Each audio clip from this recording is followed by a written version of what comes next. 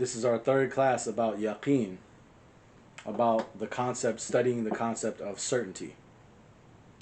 And what exactly does that mean? Translated, salam, translated as certainty. But as we've been studying, the word yaqeen itself doesn't necessarily mean exactly the English equivalent of certainty. So from the Arabic, we talked about the Arabic meaning of yaqeen. If we go back to the root word, we say salam. No, the root word isn't salam. I was responding to asma. The root word of yaqeen, yaqina, yaqin al-ma'u, means for water to become settled and established. Yaqin al-ma'u means sakana wa dhahara ma tahtahu, as we talked about yesterday. It means to become settled and to become clear, because what dhahara ma tahtahu, what is under it, appears and you can see what's under it. So it becomes clear. It becomes settled and it becomes clear. That's the meaning of the root word of yaqina. That's what we talked about yesterday.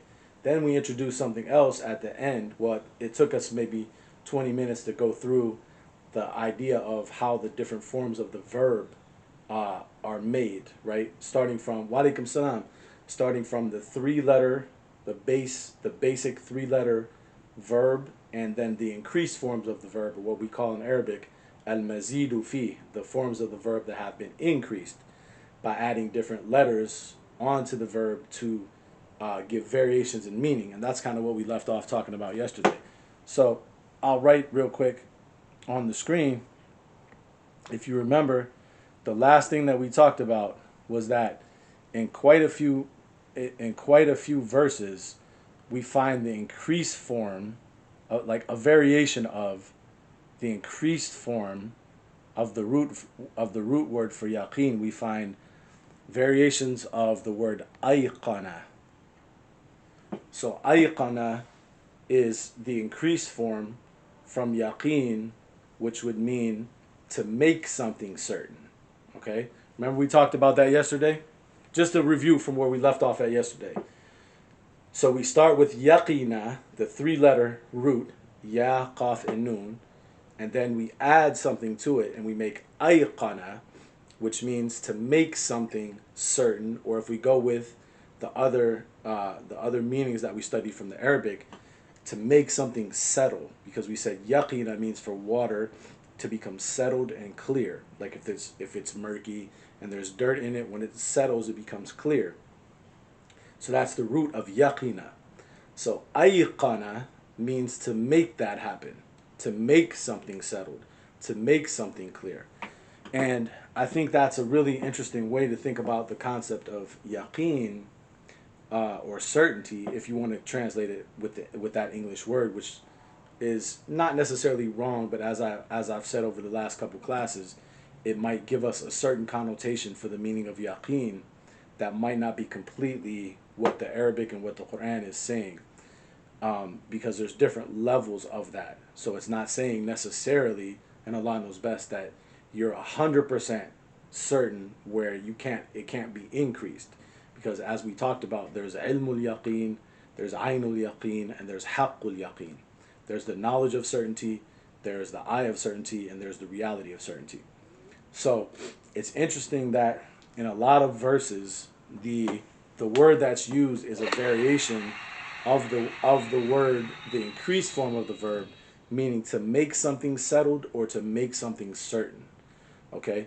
So what we left off talking about yesterday is that perhaps what's being said then is that the idea of becoming certain is a process. In other words, if you're in a state where you feel unsure or uncertain about certain things, as regards to the Quran, for example, right? Then what's required of us is to make ourselves become settled or certain by what? By investigation, by study, by learning, right? Oh, the three levels were ilmul yaqeen, the knowledge of certainty, aynul yaqeen, the eye of certainty, and haqqul yaqeen, the reality of certainty. So so the other two were eye of certainty and reality of certainty. So there's levels to yaqeen. Okay, so based on the idea that quite a few verses use the increased form of the verb, which implies to make something happen, then perhaps what that's telling us then, and Allah knows best, is that certainty is a journey. Certainty isn't something you have all at once.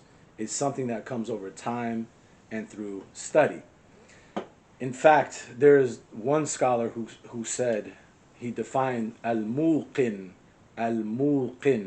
the one who, loosely translated, the one who has certainty. But if you take the word literally, al-muqin, so I'll write this up here because this is going to be we're going to find this word in the Quran, but as a plural. So the word in Arabic would be muqin. Muqin. So muqin is one who has certainty. One who has certainty. Muqin. And yeah, is it one up from mu'min? Perhaps. Allah knows best. It's the same pattern though. I'm glad you caught that because the wording is the same pattern. You have mu'min, muqin. It's the same pattern in the sense of mu'min is the one who makes someone or something have security. A lot of times they translate it as just a believer, but it's on that same increased form of the verb, which means to make someone do something. That's why Allah is called al-mu'min, right? It doesn't mean he's the believer. It means he's the giver of security. It's the same pattern, right? So muqin, the one who has security, the plural of that in the Quran is going to be muqinin. So in the Quran, we're going to see this plural, muqinin, which means those who have certainty. That's the loose translation. But if we stick with the pattern of the word muqin from ayqana, that actually means one who is making oneself to have certainty, right? Because that's the pattern of the word. Ayqana means to make something or someone have certainty, or to make something or someone settled. So the one who is muqin is the one who is making himself settled. Okay, you follow me so far? Does that make sense? And the plural of that in the Quran is muqinin. Muqinin. That's what we're going to study today. That's why I wanted to mention that. That's where we were leading up to. Because there was one scholar actually who defined the term muqin, and I like this particular definition, and I think it fits with the Quran. That's what we're going to look at right now. This person defined the word muqin basically as someone who arrives at certainty after confusion and doubt. Okay, so while we think, see, this is a beautiful study because a lot of us will put ourselves down, right? We'll beat ourselves up if we have any lack of certainty or we feel unsure about certain things or we have any doubts about certain things. We will make ourselves feel as though we're not good Muslims or good believers or whatever the case might be. وَالْمُؤْمِنِينَ وَالْمُؤْمِنَاتِ, the believing men and women. That's how they would normally translate that. But the literal meaning of the word is mu'min is the one who makes someone or something have security. We can study the word mu'min another time, but it's on the same pattern. It has the same pattern, right? So that's something we can discuss and study. Maybe that, inshallah, will be our next study, because I think a lot of these concepts are very similar, like they go together. The concept of yaqeen, the concept of iman, they kind of interrelate to some degree. So inshallah, we'll talk about that. But what I want to get across right now is why I think this is beautiful, the way that this particular scholar defined it, and I think it fits with the Quran. I'm gonna share some verses about that. Is because, again, like I was saying, sometimes when we have confusion or doubt about certain things, sometimes people will make us feel bad, and sometimes we'll make ourselves feel bad as if we're not good Muslims or good believers, right? But this particular scholar defined muqin, the one who has certainty, as the one who arrives at certainty after confusion and doubt. So you become muqin, right, after a process. It's not that just it's supposed to be like this automatic thing that automatically just everything you read in the Quran you have certainty about. It's a process of making oneself settled and clear with the concepts. So it's a journey. Follow my point? Uh, so so I'm going to show you why I say I think the Quran supports this definition. So coal under pressure becomes a diamond, right? For sure. I love that. I love that. SubhanAllah. Uh, so if we read chapter 6, verse 60, verse 75, I'm sorry, that's where we're going to start at. So in chapter 6, verse 75, this is why I say I think the Quran supports that definition of what a mulqin is. It's not just someone who has certainty, because when you explain it like that, it sounds very passive, right? Someone has certainty, so you just have it, right? You decide to become Muslim, right? You say, well, I love the Quran. I want to learn about the Quran. I want to be Muslim, and then you're supposed to just have certainty. But no, al mulqin is the one who arrives at certainty after confusion and doubt, going through a process, right? And perhaps it exists on different levels, just like the levels of yaqeen are different levels. So, like it might not necessarily be that you are mulqin, you've arrived at certainty on every particular topic. Perhaps this is an ongoing thing as you study and learn about the Quran, that the more you learn about certain concepts, you arrive at more clarity and settlement related to that concept. And that's what yaqeen is from the Arabic definition, right? So you continuously are in a process of learning and making yourself feel settled with certain concepts, right? So starting from 675, this supports this definition. Uh, let me get an idea of how he translates it. Sometimes one of the reasons why I like to look at other people's translations when I'm teaching, especially, is because sometimes when I'm translating it literally from the Arabic, if they didn't do it like that, if they didn't translate it literally, then for a person that's following from an English translation, what I'm saying might be confusing because they didn't translate it literally. So if I can see how they translated it, then I can also explain why they probably translated it like that. So in this verse 675, he says, وَكَذَلِكَ نُرِي إِبْرَاهِيمَ مَلَكُوتَ السَّمَاوَاتِ وَالْأَرْضِ وَلِيَكُونَ مِنَ الْمُوقِنِينَ. Okay, he says, and likewise we show Ibrahim or Abraham the dominions of the heavens and the earth, وَلِيَكُونَ مِنَ الْمُوقِنِينَ, and so that he might be of, okay, now how they translate it here, so that he might be of those who have certainty, or those having certainty. Okay, that's how they translate it, those having certainty. But the Arabic is what I shared with you earlier. It's the plural of mulqin. It's the word mulqinin. So those having certainty here in this verse is the word mulqinin. Mulqinin. Okay?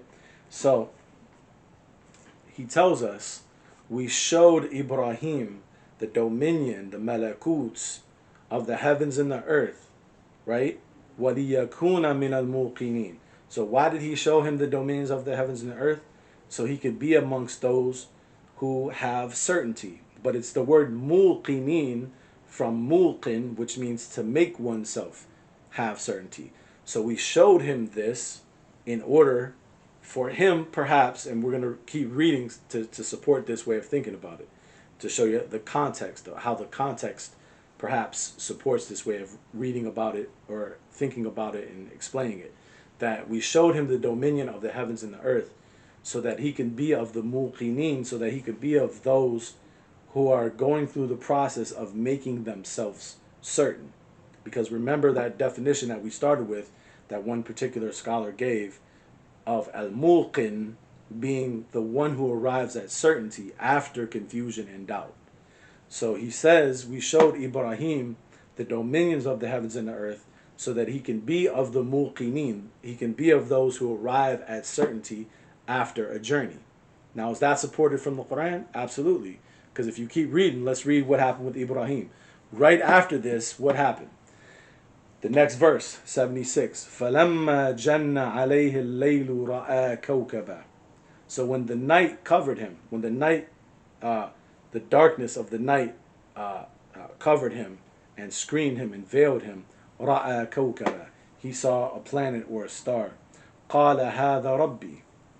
He said, this is my Lord. فَلَمَّا أَفَلَ قَالَ لَا أُحِبُّ الْآفِلِينَ. So when it set, he said, I do not love those that set. فَلَمَّا, the next verse, فَلَمَّا رَأَى الْقَمَرَ بَازِغًا. So when he saw the moon coming out prominently, قَالَ هَذَا رَبِّي. He said, this is my Lord. فَلَمَّا أَفَلَ. So when it set, قَالَ لَإِن لَّمْ يَهْدِنِي رَبِّي.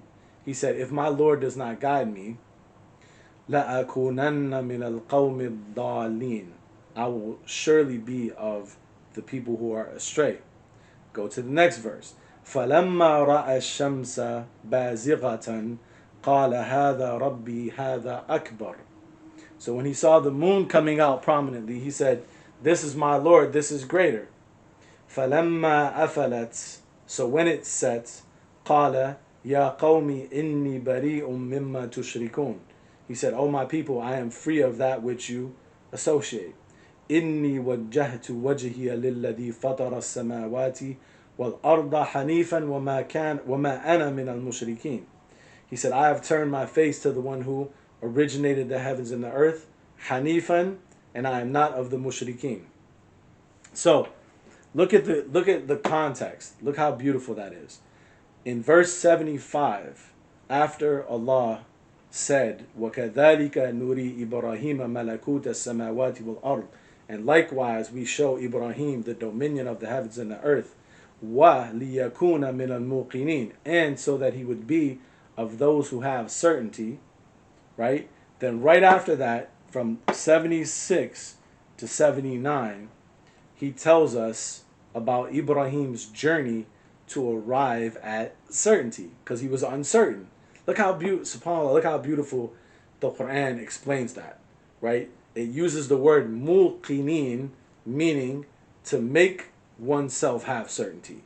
And then he tells us the journey of Ibrahim to arriving at clarity, settlement, all these different words that we use to translate yaqeen. He first saw a kawkab, then he saw a moon, then he saw the sun. And in each thing he kept saying, this is my Lord. No, that's not it. This is my Lord. No, that's not it. So that's perhaps why this particular scholar, the one that I quoted, said that al-muqin is the one who arrives at certainty after confusion and doubt, right? Because look at the journey of Ibrahim after Allah said, وَلِيَكُونَ مِنَ الْمُوقِنِينَ. So he can be amongst those who have certainty. Then he tells us immediately after about Ibrahim's journey through confusion and doubt. Isn't that beautiful? That's amazing. So that tells us, I think, ooh, I'm knocking everything over. That tells us, I think, and share, I need some water anyway. That gives us a very big lesson, I think, about the nature of yaqeen and the nature of being min al-muqinin, from those who are muqinin, of those who are having certainty or settlement or clarity, is that it's not necessarily something that comes all at once. Even the way the story starts off in verse 76, even the way the verse starts off in verse 76, he says, فَلَمَّا جَنَّ عَلَيْهِ اللَّيْلُ. When the night covered him, janna alayhi. See, why does the Quran say the night covered him? Janna alayhi, right? As if it's telling us his journey started off with him being enveloped in complete darkness. He's in complete darkness, and then he goes through this journey looking for these different objects that have light, the kawkab, the moon, the sun. He's in complete darkness and looking for the light of certainty, of clarity, of settlement, right? SubhanAllah, look how that starts off, but right before that, Allah had just told us that his intention was for him to be amongst those who have certainty. So that should be a very inspiring story for all of us, because that teaches us that in order to be amongst those who have certainty doesn't mean that you have to be so perfect that you never have any confusion or doubt. That's just telling us that in order to be of those who have certainty means that you have to go through a process. You can't have certainty. Walaikum salam. You can't have that verse is in chapter 6 from 75 to 79. You can't be of those who have certainty, right, without you yourself going through a process. You follow my point? Because if you yourself are not going through a process, then you're only basing what you believe or what you understand or whatever it might be on someone else's certainty, which is what a lot of people do. Because a lot of us are, we have our anxiety, we have our uncertainty, and it doesn't feel good. So if we run across another person and they seem very certain and very sure, and they give us comfort in the sense of making us feel like they have all the answers, then we end up basing our certainty on their certainty, right? But yeah, we always have to go through a process. But the true process of certainty is not, yeah, or maybe he's not just talking about Ibrahim's time when he says min al muqinin. Maybe he's saying min al muqinin in general, of those people who have this particular characteristic of making oneself certain, right? So, so certainty is your own journey, right? So if you let's say for example, you you come across, you're studying something in the Quran and you're not sure about it, right? Or it strikes you in a certain way, the way it's being explained, you have some doubt about it, or it doesn't make sense to you, or whatever the case might be. And then you go to a person and you're like, hey, I read this verse and it doesn't make sense because of A, B, and C. And then they're saying, oh, well, it just means this. But that still doesn't add up to you, right? Most times, what we have been taught to do is we have been taught to downplay our own mind and our own doubts and our own concerns because we trust this authority figure. But I think the study of yaqeen, especially here where we're studying it here, and the wording of yaqeen, which is yuqin or muqin or ayqana, meaning to make oneself certain. I think what that teaches us is that we have to go through our own process of arriving at certainty and not just base our certainty on someone else's certainty, right? So another place that I think shows this in the Quran. Yeah, I would think that too. Yeah, subhanAllah. I would think that would apply to that too. I think, and this is just my very humble opinion, I think, and this is just in general, like I know like on a case by case basis this might not apply, but I'm just speaking in general. I think that anytime someone anytime someone brushes aside your very real human concerns, um, based upon trying to downplay your faith, I think that's a red flag. For me, that's something that I would automatically question, right? I'm not saying they're doing it out of bad intentions. They may have been taught like that themselves and then they're just passing it along. But that's something I would immediately question. If I have a very real human concern and someone is turning that on me and making me feel like the bad guy because I have a very real human concern and they're using a religious basis to make me feel bad about myself for having a very real human concern, then for me I would take that as, I would question that. That would be a huge question mark to me. So if I'm dealing with a very real, like I remember actually when I first came home about a year and a half ago. Yeah, that is true. People who appear to have yaqeen use it to shame others. True. I remember about a year and a half ago when I first came home, somebody, one of my friends, Muslim friends, not Cody, so I'm not talking about you, uh, asked me, was like, "Oh man, you need anything? Like, let me know. Like, if you need something, da da da da." And I was like, "Yeah, well, actually, me and my wife, salam, we're trying to get our own place to stay and stuff like that. So anything that you can help out in that regard would be useful." He was like, "Oh well, I don't really have any money. I'll pray for you though." And I'm like, "All right, appreciate it." But then why would you say, right? Why would you say Do you need anything? Is that just you feel like that's what you're supposed to say? So my point is, um, people I think people I think uh, when it comes to our very real human concerns, sometimes that gets downplayed, right? Because of religious reasons, they use religious reasons to downplay that. So like you said about uh, if a person, the poverty thing is what made me think of that example. Because if a person, for example, um, it's like, for example, right now, I have a real situation like that right now. Me and my wife are trying to get a new car. Our car's done, and we both have to work. Uh, and so we both have to figure out ways to get to work now until we can get a new car. So that's a real concern. So for a person, if a person was to say, "Oh, well, just trust in Allah, like don't really worry about that." Okay, now I understand, that it's only Allah that will bring it about, but you still have to do things. Like that's a real concern. So it's easy for someone who might be sitting back, you know, and have everything going for them to be able to say that, right? But if you're the one that's experiencing that, it's not easy to think that, like, this is a real concern for you. So I'm not in agreement with that way of presenting things, right? Same thing when it comes to yaqeen, the concept of yaqeen. If you have doubts, if you have very real human concerns, right? Say you read something in the Quran or you read something in the Hadith, and it struck you in a certain way, and you're like, oh wow, like I don't know how to make sense of that, right? So the first thing that sometimes people would do is first they'll try to explain it, and then if you're like, yeah, but that still doesn't make sense to me, and then after that it's like, oh well, you got to work on your faith, or there's instead of acknowledging that what you are concerned about is a real concern, a lot of times it will just get turned on you, and you'll be encouraged to distrust your own mind. And I know that from firsthand experience, from having studied the traditional form of Islam for about 25 years.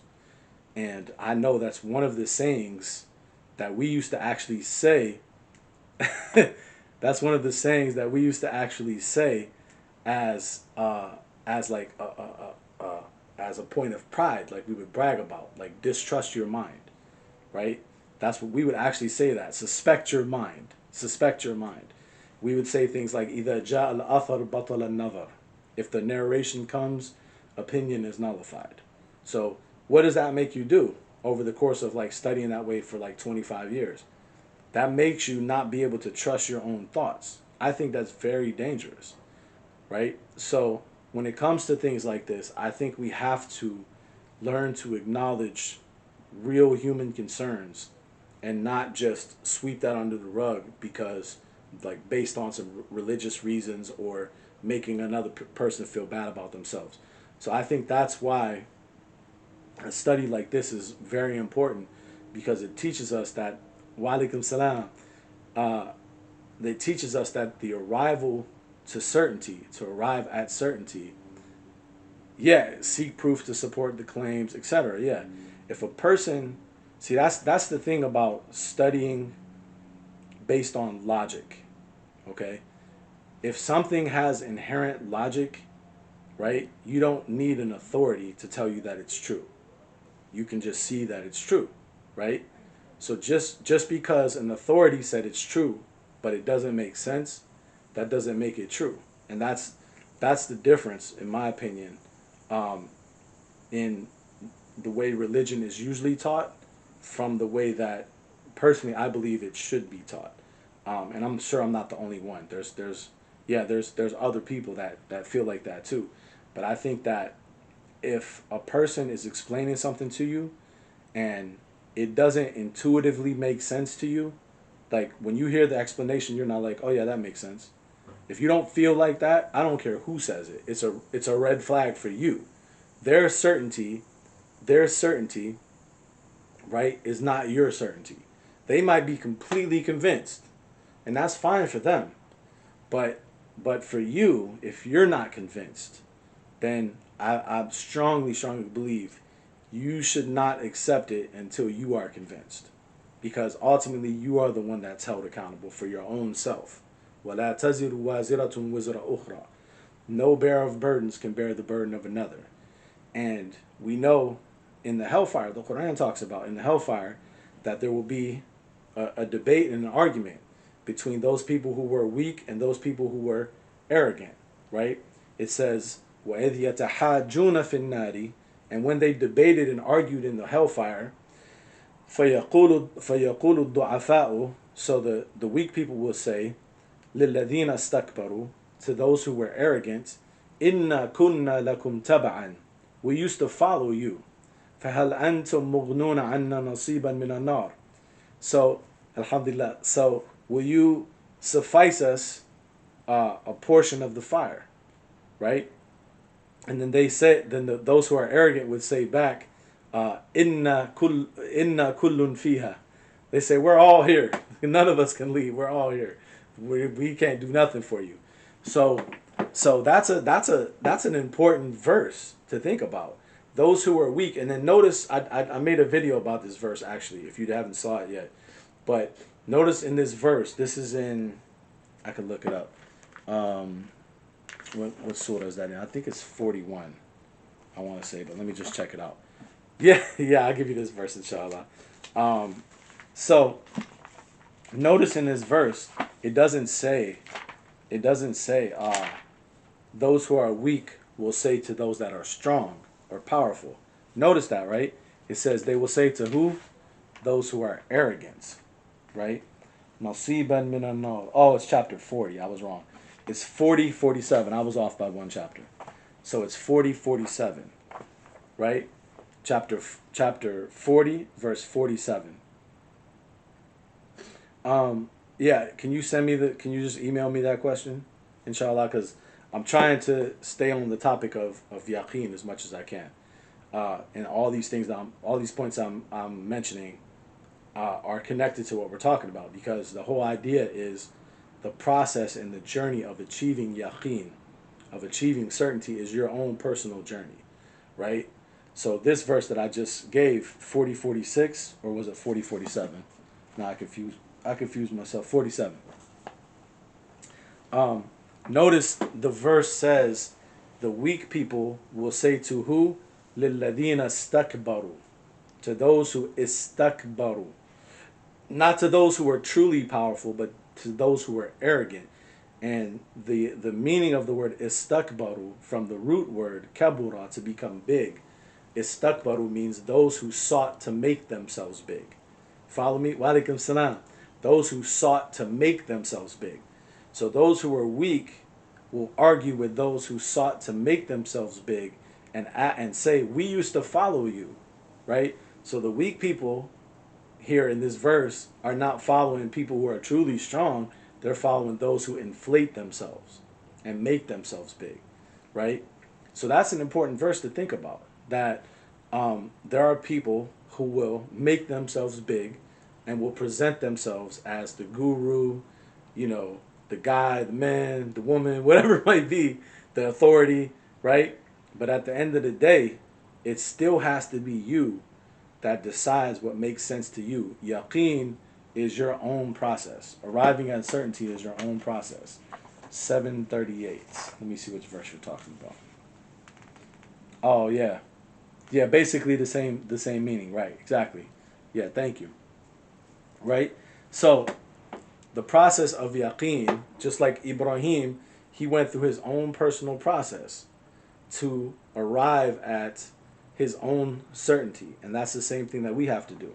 And then I'll show you another verse that supports this idea more.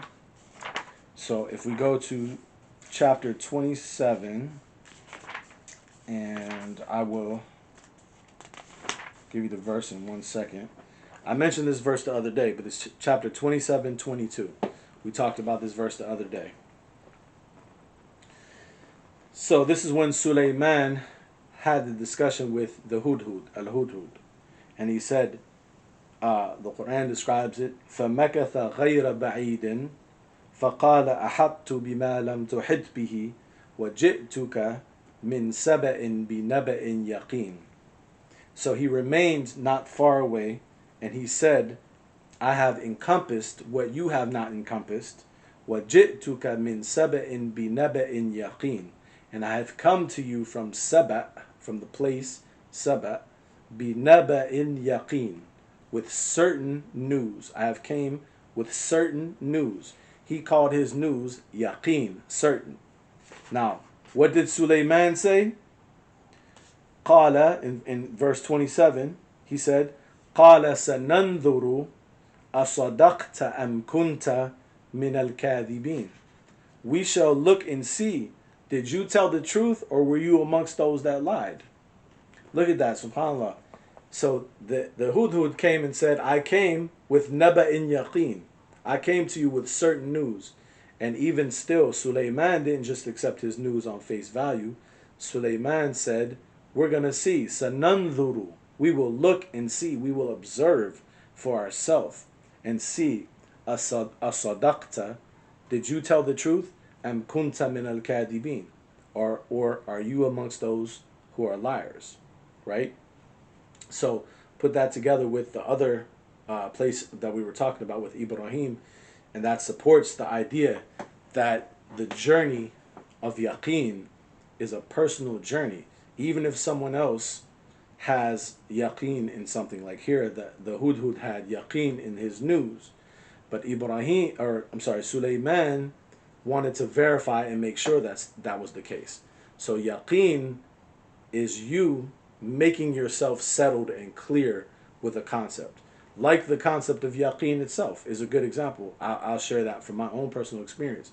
When I started studying this, like restudying, over the years I've studied it in different ways, or I've at least read the verses, but I never really dug really deep into it. I had some ideas from different things I read, different verses I've read, different discussions I've heard. So I had some ideas kind of floating around. But me and one of the brothers who study throughout the week on a one-on-one basis, he wanted to study, I forget how the topic came up, but he wanted to study the connection with these different words, yaqeen, iman, dhann, different words that have interrelationships. So I was like, all right, well, I've never really dug into this really deeply, but I've always felt that there was a little bit more to it. I said, so I'm gonna dig deep into the Arabic meaning of yaqeen and to the verses. And now I feel like I have a way more clear and settled understanding of what yaqeen means for me personally. So that was my own personal journey of understanding the concept of yaqeen. So I'm just using that as an example to say that I think that's, Allah knows best, what I'm coming away with from our study of what yaqeen actually means is this kind of a thing.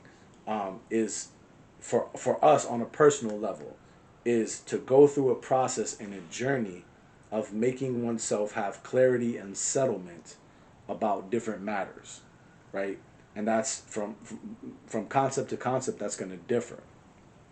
Yeah, iqra in its fullest sense, 100%, right. So I want to share a couple other things with you before we end for the day. So another interesting point about yaqeen in the Quran is, let me get these verses real quick. So there are two really interesting verses that I want to mention, which is verse 1599. So we could write both of them because we're going to compare them. So 1599 is the first one, and the second one is 74:47. So 1599 and 74:47. Okay? So we'll start with 1599. So 1599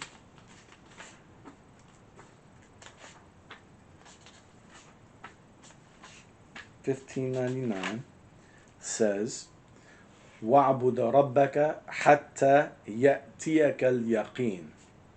وَاعْبُدَ رَبَّكَ حَتَّى يَأْتِيَكَ الْيَقِينَ. Okay, so this verse says, and worship your Lord until al-yaqeen comes to you. Until the certainty comes to you. Okay? It's two verses. Let me give them to you again. 1599 and 74:47. There's two verses that we're going to look at. Okay? Everybody got it? So 1599, 74:47. Those are the two verses we're going to look at. So the first verse, 1599, says, وَعْبُدَ رَبَّكَ حَتَّى يَأْتِيَكَ الْيَقِينَ. Worship your Lord until al-yaqeen comes to you. The certainty. Right? The certainty. Now, what I want you to notice about these two verses is these are going to be the only two verses that in the Quran. We're going to explain that in a second. These are going to be the only two verses in the Quran that use the word al-yaqeen, the certainty. Like all the other verses that use the word yaqeen, use it as connected to something else. And I'm talking about just not connected to anything. The word al-yaqeen is other places, but it's connected to something, right? Like, for example, haqqul yaqeen, the reality of the certainty. Ainul yaqeen, the eye of the certainty. Ilmul yaqeen, the knowledge of the certainty, right? Naba'in yaqeen, the certain news. The inner knowing, possibly. We're gonna go to the next verse and discuss it a little bit. Yeah, that could possibly be, right? But let's go to the next verse, which is 74:47, and let's read this context to see if we can maybe come to some conclusions. So 74:47, if we actually start, if we go up a little bit, let's go to verse 39. So we'll start with verse 39. Excuse me. Illa ashab al-yamin, except for ashab al-yamin, the companions of al-yamin. Fi jannatin yatasa'alun, in gardens asking one another. So this is depicting a scene in the next life, right? An al-mujrimin, they're asking one another about the criminals. Ma salakakum fi saqar, what caused you to enter the blazing fire? قالوا لم نكن من المصلين. They said, we were not of those who were musallin, who are doing salah. وَلَمْ نَكُ نُطْعِمُ الْمِسْكِينَ, and we were not feeding the poor. وَكُنَّا نَخُوضُ مَعَ الْخَائِضِينَ, and we used to discuss vainly with those who discuss vainly. وَكُنَّا نُكَذِّبُ بِيَوْمِ الدِّينِ, and we used to deny the day of recompense. حَتَّى أَتَانَا الْيَقِينَ, until al-yaqeen came to us, until the certainty came to us. So, based on this section right here, and Allah knows best, it seems to be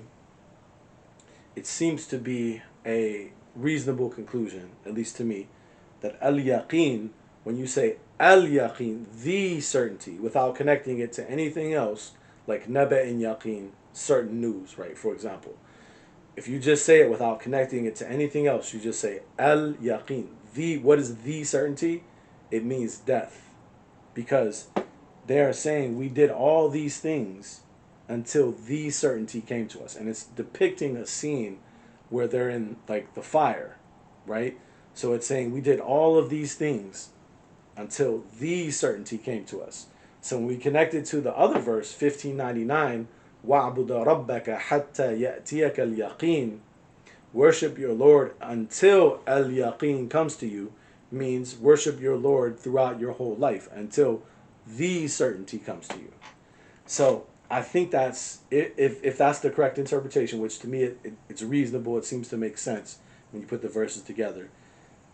That is actually a beautiful way to think about certainty. In other words, the only thing, if that's the correct interpretation, the only thing in the Quran that is referenced as the certainty, without connecting it to anything else, is death. The one thing that all of us as human beings can agree upon is death. That's what is absolutely certain, right? And even in English, at least in the US, I don't know if they do this all over the world, right? In English, we say, in the US anyway, we say the only two things that are certain are death and taxes. But Allah didn't say taxes were certain in the Quran.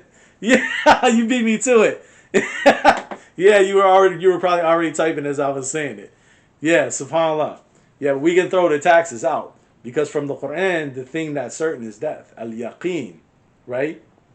And that's such a beautiful way of thinking about certainty from a Quranic standpoint, because that that one thing is what, yeah, let's throw that one out, because that one certain thing that we are all certain of is what created everything else.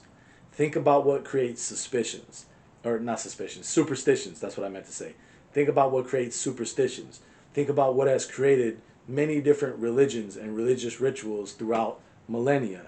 Is people, human beings, all certain of one thing, trying to relieve that anxiety by positing the potential of, bigger meaning to life, a next life, and all that type of stuff, right? And not saying that that's not saying that it doesn't make those things true, but different people have explained it in different ways, so they're not necessarily all true in the ways that they explained it. But the way or the fact that so many people, so many human beings throughout the course of history have all tried to relieve that anxiety, right, is very telling about what is really certain in life. And the idea of basing a whole philosophy off of that certainty, right? And if you want to take it on a metaphorical level, right, death represents what we would call in physics entropy. So entropy in physics basically means, and this is a way more technical definition. Um, yeah, for sure. SubhanAllah. Yeah, thank you for sharing that, for sure. So in physics, entropy, there's a way more technical definition, but a very approximate, probably non rigorous definition of entropy would be that everything in the universe tends towards disorder. Meaning anything in the universe, if left on its own, right, it would decay, it would break, it would become more disordered. Things don't become more ordered. There has to be something that helps them to become more ordered. Just like our bodies, right? Our bodies left to their own devices would give in to entropy. They would become more disordered, right? How do we beat that? How do we beat that law of the universe? Yeah, subhanAllah, reverse creation. How do we beat that? Is we take in energy from our environment. So when we eat, that helps us to balance out that law of the universe, that everything tends towards disorder.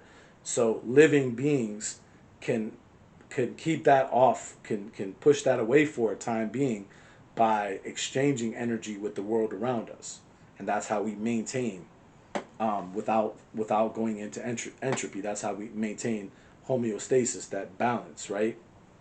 So my point is, perhaps that's another way to think about the idea of death in the Quran. We talked about that when we looked at other verses too, right? That there's different ways of thinking about that. And so perhaps al yaqeen, the real certainty, the true certainty in life, is that everything is perishing, nothing lasts. That's the true certainty. And so approach life with that in mind. Not in a negative way, but in the sense of, not in a negative way, but in the sense of appreciating the moment. So if you're eating a good meal, for example, the true certainty is that's not going to last forever. You're going to eat it, it's going to be consumed, you're going to take in the energy that you get from it, then you're going to use the energy, so that energy will be gone. That's the law of the universe. That um, everything will perish, will decay, will become more disordered, will be lost, right? Nothing is gonna remain constantly. That's the law of the universe. As Allah said in another verse, "Ma indakum yanfad, wa ma indallahi baq." That whatever you have is constantly being depleted, and what is with Allah is remaining. So perhaps that's a deeper idea of what al yaqeen means, the certainty that we can base our whole life off of, is nothing ever stays the same. Things are constantly in flux, dynamic, and changing. And so therefore, if we hold on to something as if we become so attached to something as if it's perpetually unchanging, Jum'ah Mubarak, then we're holding on to something that lacks true certainty. The true certainty is that everything will change. And so appreciating that and trying to flow with that. Right, for sure. We don't have anything under control 100%. Right. So I think that those two things. There's probably a lot of other aspects that are beautiful about the study of yaqeen, but those two things really, I say three things to sum it all up. Those three things really struck me about this study of yaqeen. Number one, yaqeen doesn't even necessarily mean certainty in the sense of the English translation, right? It really means to become settled and to become clear, right? And then the other thing is that however we translate it, yeah, to letting go for sure. However we translate it, it's a process and a journey, an individual process and a journey to becoming more settled, more certain, based upon your own study and your own research, and not trying to base your certainty off of someone else's certainty. And then the third thing is that, according to the Quran, it seems the real certainty, the only real certainty that we can all agree upon is death. And on a metaphorical level, what we can all agree upon is everything changes, nothing stays the same. And so, therefore, we want to try to work on, uh, as you just said, letting go, or sometimes it's called non attachment. Like in Buddhist philosophies, they call it non attachment. So, the study of El Yaqeen perhaps leads us to that study, the study of, or surrender, yeah, the study of surrender or non attachment, because we realize the real true certainty, right, doesn't necessarily have to do with just you believing something, right? It has to do with the recognition that everything is out of your control and it's just flowing, and you just have to kind of flow with it. Sallu alayhi wa sallimu tasliman. So, with that said, that's the end of our class for the day. Alhamdulillah, hopefully it was beneficial. Inshallah, I will see you back here tomorrow. Wa alaikum salam. Same time. Oh, alhamdulillah. Thank you. I appreciate that. Alhamdulillah. For sure. Alhamdulillah. SubhanAllah. Thank you. You're welcome. You're welcome. Yak. Alhamdulillah. All right, guys. Got to get ready for work. About to get ready for work. See you guys. Assalamu alaikum.